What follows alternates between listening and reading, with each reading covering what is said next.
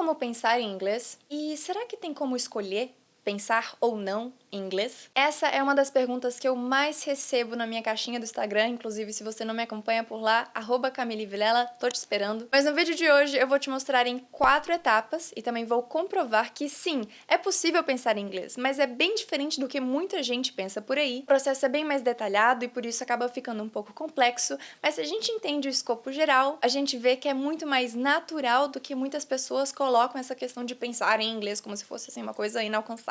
Gente, por favor, né? Faz um bom tempo que eu já falo isso aqui no canal e eu acho importantíssimo ressaltar. Se você fala português fluentemente, você tem todas as habilidades necessárias para falar inglês fluentemente também. Então, sem desculpas e vamos nessa!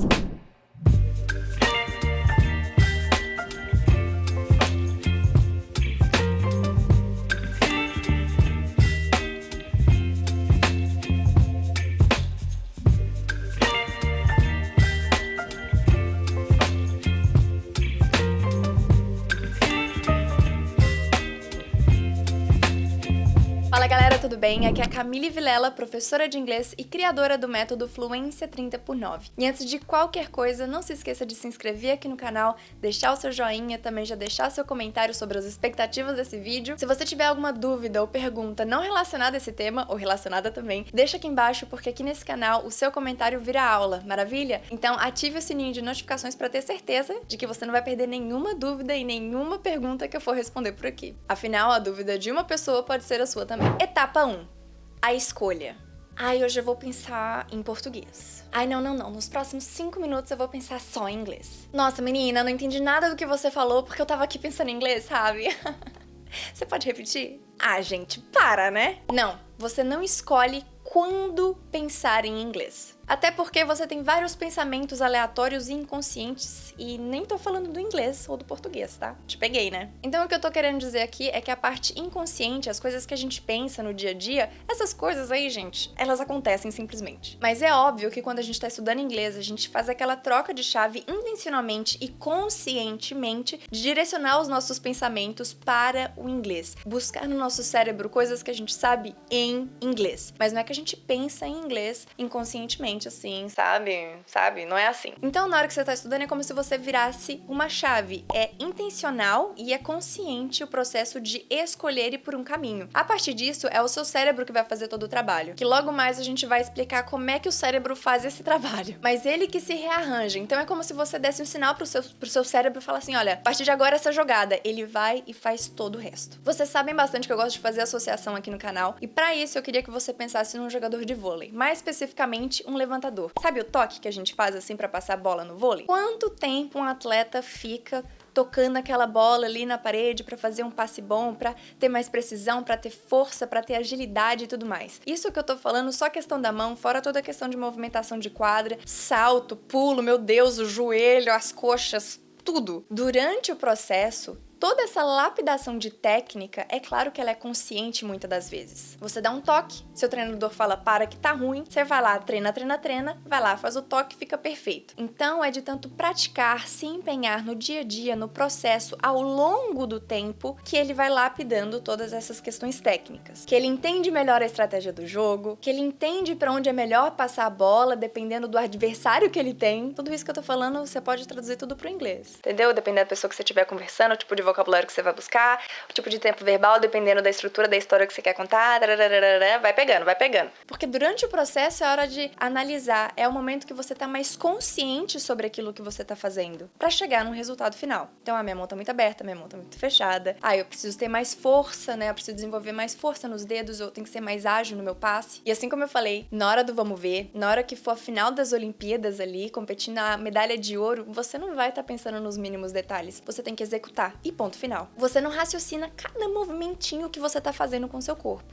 Não raciocina. De tanto praticar, isso se torna algo natural. A execução, a técnica, tem que estar a seu dispor. E é a mesma coisa no inglês. Aqui a gente pode traduzir a técnica para conhecimento e domínio de estruturas. A gente pode falar a questão da execução, a sua pronúncia, a questão de vocabulário, qualquer coisa. A gente dá para encaixar em tudo aqui que eu falei. É ali, durante o processo, no dia a dia, no estudo, que você se avalia. Que você pensa na escolha de palavras com mais calma. Que você se propõe desafios. Que você fica ali gravando áudio e regravando para melhorar a sua pronúncia, tanto para trabalhar um assunto, um vocabulário específico, quanto para trabalhar alguma das 4 habilidades, ou até mesmo para desenvolver o seu ritmo de fala, né? Eu tô abrangendo tudo aqui mesmo, do inglês, tudo. Tudo isso para dizer que você tem que olhar para o pensar em inglês como um músculo invisível, que você vai lapidar todos os dias um pouco, porque na hora do vamos ver, ele te entrega, ele responde, ele tá ao seu dispor. E esse músculo invisível vai te responder na medida que você se dedicar a ele. E aí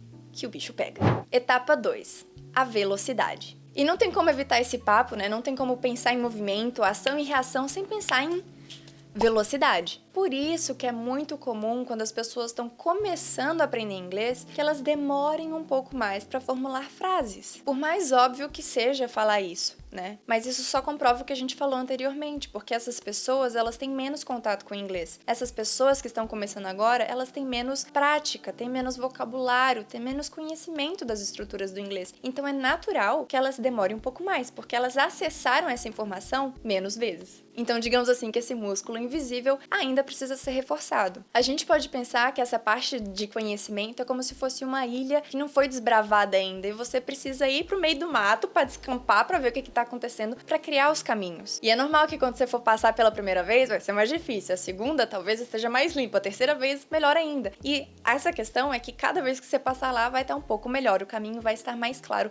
para você passar. Etapa 3, a independência. E outro assunto que a gente também tem que tratar nesse vídeo aqui é a questão da tradução, né? Porque a gente já falou desse músculo invisível, mas como é que a gente vai construir ele e como é que eu vou fazer com que eu possa ficar mais ágil no meu inglês? Afinal, tudo isso tem a ver com falar inglês com mais naturalidade, que é o que a gente tá falando aqui. Será que pode traduzir? Será que você deve traduzir? E eu te respondo, na verdade, com outra pergunta. Qual que é o seu nível de inglês? Há quanto tempo você tá em contato com o idioma? Qual que é o seu nível de intimidade com o inglês? No começo, gente, é inevitável traduzir. É normal. É como se seu cérebro batesse assim, ó, toque, toque, e falasse assim, tá, Camille, comer. Comer é o quê? Have, o que eu coloco do lado? Have ou eat? Have ou eat, Camille? Have ou eat? Tá, é isso, né? Aí ele anota, ele guarda essa informação, porque ele precisa daquilo, ele não sabe. E a forma mais prática e rápida de você saber como usar uma palavra é querer saber a tradução dela, é inevitável. Então é normal. Mas o que acontece com o tempo é que o nosso cérebro, ele aprende, ele aprendeu. Tá ali. Ele não vai ficar te perguntando o tempo inteiro se você buscar por essa informação. E aí, quanto mais você for buscar com seu músculo invisível, menos esforço você vai precisar fazer. E aí, o que vai acontecer? No final das contas, você não vai estar conscientemente pensando em cada uma das coisas que você fala. E nisso, seu cérebro vai te trazer tudo o que você precisa, porque você já foi buscar por essa informação na fonte antes.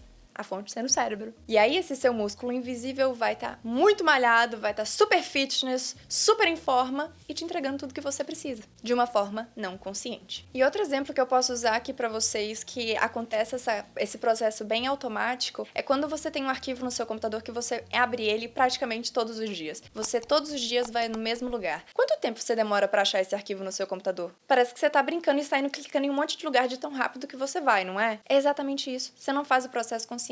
Você simplesmente visualmente clica onde você precisa porque você já sabe, você não raciocina o processo. É a mesma coisa com o pensar em inglês. De tanto que você faz, esse processo se torna inconsciente. E é sobre isso. Essa independência, ela vem a partir do seu tempo de prática e frequência de prática. E é só assim, unindo essas duas coisas, que você vai desenvolver confiança no seu inglês e no seu processo de aprendizagem. E essa confiança te traz resultado dia após dia, cada passo no seu tempo. A sensação que você precisa ter é que hoje você tá melhor do que ontem. Hoje você aprendeu uma coisa que você ontem não sabia. E essa animação e essa empolgação para aprender o que vem amanhã. É isso. Tempo e prática juntos é o que vai trazer a liberdade que somente a fluência no inglês pode te proporcionar. Etapa 4. A consequência. Portanto, ter essa possibilidade de transformar o nosso raciocínio de todos os dias, intencional e consciente, em inconsciente, de tão automático que ele acontece, só vai se tornar realidade se você consumir muito do idioma e produzir praticamente na mesma intensidade. Sim, eu tô falando que você precisa estar exposto ao idioma e praticamente explorar e produzir, falar, escrever muito. O input e o output precisam estar equilibrados. Se você estiver consumindo pouco, provavelmente vai te faltar vocabulário, provavelmente você vai ficar inseguro em relação a estruturas. Agora, se você não estiver praticando, provavelmente você está decorando vocabulário, está decorando regras e cadê? E cadê essa fala fluente no inglês? Então a gente precisa equilibrar o input, que é o que a gente consome, e o output, que é o que a gente produz. É essa conexão que é o nosso músculo invisível. Pegar o que a gente já sabe e transformar em comunicação. E bom, a variar do tempo que você já está em contato com o idioma e também da intimidade que você tem, o tanto que você gosta e tudo mais, é claro que também pode acontecer de você acessar e pensar e falar palavras do seu segundo idioma antes do idioma materno, né? Que tem muitas pessoas, inclusive aqui no canal, isso já aconteceu várias vezes comigo quando eu fui gravar aula pra vocês. Eu falo um termo em inglês antes de falar em português, porque às vezes pra mim é mais fácil, de tanto que eu tenho usado. Assim como às vezes eu vou falar palavras em português e eu não sei direito a terminação e vice-versa, às vezes eu falo umas palavras que não existem por conta desse contexto. Não tô falando isso pra, empinar o nariz aqui ou me achar de qualquer maneira, eu só tô explicando na prática qual que é a consequência de pensar em inglês dessa forma que a gente tem falado. E se isso já aconteceu com você ou se está acontecendo, saiba que você está no caminho certo. Você está fazendo o que é certo. Aceitar, encarar e ir pra cima. É isso que você precisa para desenvolver paciência ao longo do processo, porque você vai chegar lá. E cada passo que você for dando dessa escada, igual eu falei, você vai se sentindo mais confiante, que é algo que a gente precisa se preocupar, é como se fosse uma habilidade específica dentro do inglês. Que eu já falei aqui pra vocês, né? A fluência não é uma questão de domínio de estrutura, a fluência não é uma questão de pronúncia somente, a fluência também não é questão só de vocabulário e vocabulário específico, estruturas ou sons no geral. Uma grande parte, enorme parte, está associada diretamente com autoconfiança e também na errônea vergonha e medo que nós temos de nós mesmos. Muitos de nós não conseguem falar inglês porque tem medo e vergonha de si, né? Nem do outro ainda. Você nem chegou a falar inglês na frente de outra pessoa, mas você se julga tanto, você acha tanto que você tá errado, você acha tanto que a sua pronúncia não é boa, que você não consegue nem falar em voz alta. E isso também tem a ver com a questão do desenvolvimento do pensar, porque isso limita o seu praticar, né? Então,